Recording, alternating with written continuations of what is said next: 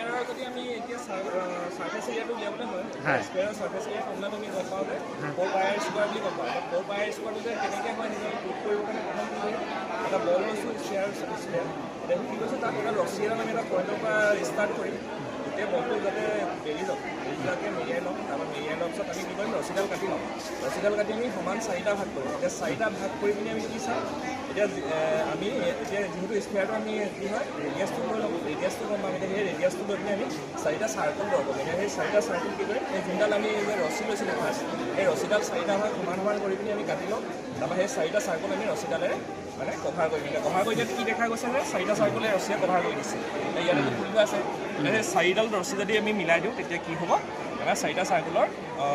এৰিয়াটো আমি প্লাছ কৰি দিলে ইয়াৰ ফৰ্মুলাটো পাম সেইটো হ'ল 4 পাই আৰ স্কোৱাৰ যিহেতু চাৰ্কুলৰ এৰিয়াৰ ফৰ্মুলাটো কি হ'ল পাই আৰ স্কোৱাৰ সেইটোৱে আমি তেনেকৈ 4 পাই আৰ স্কোৱাৰটো মানে দেখাব পৰা যাব